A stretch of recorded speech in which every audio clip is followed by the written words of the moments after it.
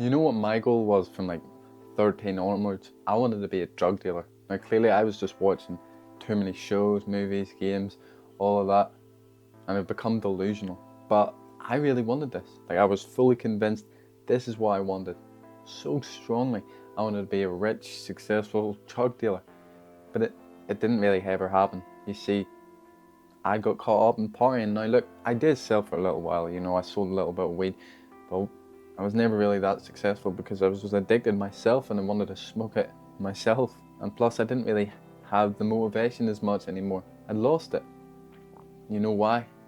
Because that is exactly what partying does and drug use does. I was at both ends of the scale, I was doing it casually, just a little bit on the weekend, and then it built up to full on drug use. Both ways take away your real drive for your goals. Like every time you're going out, taking drugs, a drink, whatever it is, you are literally trading your goals for that little high.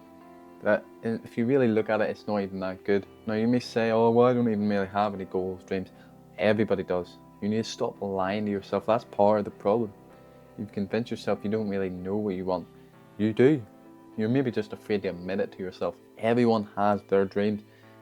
It might, and it probably is, it's very vague.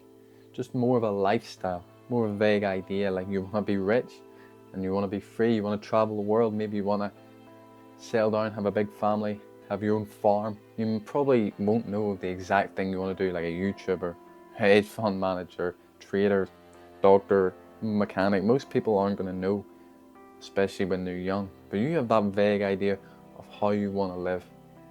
You need to lean into that more, because that is what's going to drive you every single day. That is why you constantly need to go out, because you have convinced yourself, oh, there's nothing to look forward to. Got no plans, no dreams. So of course your mind needs to escape. It's not comfortable. The idea of just being average, just living that 9 to 5 lifestyle their whole life, your brain is not going to be comfortable with that. But most people, instead of contemplating what they want and then doing the work, they just give up. They just would rather go out and have fun. That's what they call it, when it's really just escapism. It's that age-old debate about instant gratification, delayed gratification. And everybody's doing this. Everybody, well, not everybody, but most people, especially young people, they would rather go out and party. They would rather throw their lives away. But if you look around, the people above us, the generation above us, that have done this exact same thing, that have gone through this, most of them never achieved their goals. Why? Because, again, they were throwing it away. You see, it kills your desire, your fire, because you're comfortable. It's not as hard to be average, to live less than what you truly desire, because you're escaping at the end of the week. Maybe you're escaping every day, like I was at my worst. It becomes easier to deal with because you're just more comfortable. They say comfort is the killer of men. It's the killer of goals, because the reason that we want to get up and improve ourselves is because we're not comfortable.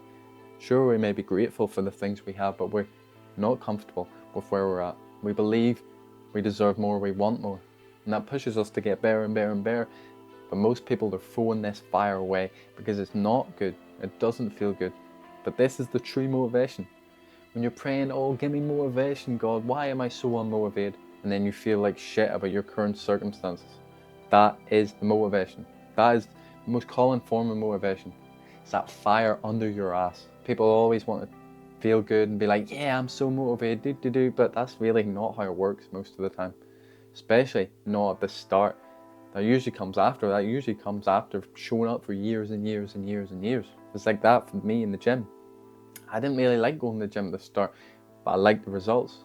So I forced myself to go again and again and again. Eventually, now I do feel motivated to go every day, because I leaned into that pain and it pushed me forward. That is what will push you forward. And that is a major part of why all the most successful people in the world achieve what they have. If you ask them, oh yeah, were they all happy and motivated, that good feeling and motivation that people have convinced what true motivation is? If you ask them about that, they'll say no. I felt insecure, I felt not good enough, all of that.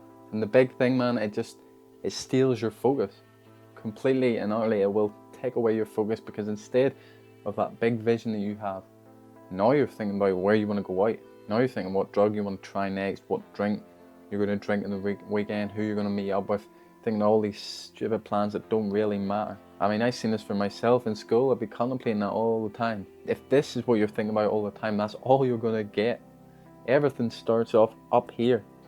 Everything. So you need to be thinking, visualizing, contemplating your goals, contemplate what you want in life, contemplating the man that you want to be. If all you're thinking about is what you're going to do on the weekend, you're just going to stay stuck in that cycle like so many people do. As I said, if you look around, the people older than you, most of them are losers, most of them did not achieve their goals. But with this young generation, everyone sees it. So many young people are getting rich and successful. So many young people are achieving their dreams early. And you know why? Because they're dropping the stuff that is holding them back. And sure, there's some people that get lucky. Some people are throwing their lives away and manage to get success, manage to get their dreams. But then they'll lose it. Every single time they will lose it because they don't have that solid foundation. And is that really what you want to do? You want to hope, you want to pray, wait on luck. Maybe you'll win the lottery, maybe your video will pop off while you're doing coke in the toilets of some shitty bar. Is that really what you want to bet your whole life on, especially with the competitions out there? Especially when there's people like me who have no vices, who don't party, who don't drink, who don't let that stuff hold them back. At the end of the day, it's your choice. What kind of life do you want to live? Remember, you're better than that bag, you're better than that bottle.